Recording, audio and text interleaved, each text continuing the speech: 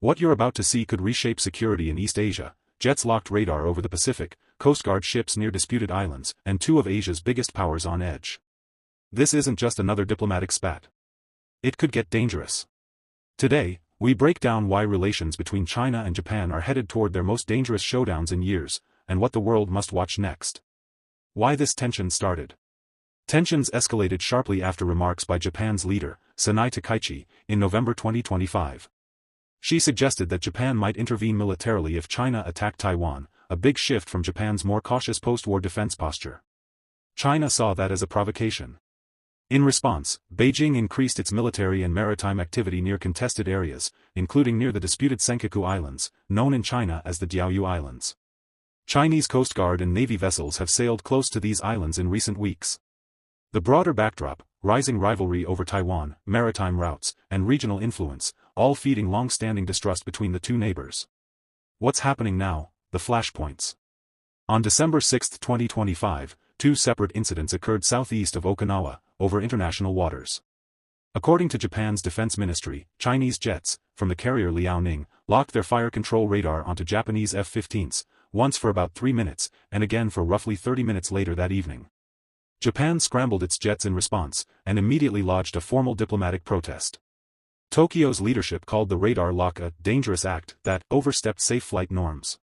China has denied Japan's account. Chinese officials said their jets were conducting lawful exercises east of the Miyako Strait and accused Japanese planes of interfering.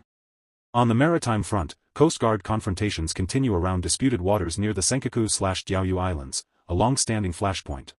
So far, no shots fired, no reported injuries, but these are among the most serious run-ins between the two militaries in years. What could happen next? Scenarios and risks. Accidental escalation. Radar locking is a serious, threatening act. It's normally a precursor to missile targeting.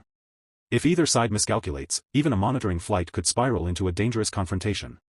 Wider regional fallout. Given ties between Japan and its allies, any further escalation could pull in more regional or global powers. That might destabilize security across the Indo-Pacific. Economic and diplomatic fallout. Beyond military risk, there could be trade, tourism, and diplomatic consequences, especially if China responds with economic or political pressure.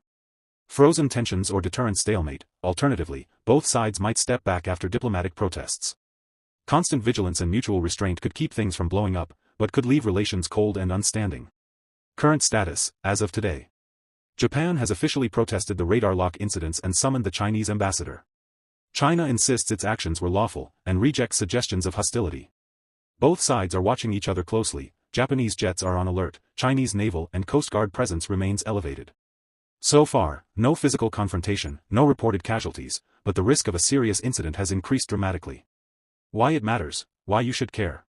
This isn't just a spat between two countries. What's unfolding now could shape the future of East Asian security, global trade routes, and the balance of power in the Pacific. For countries dependent on regional stability, including India, given its own strategic interests, the ripple effects could be significant.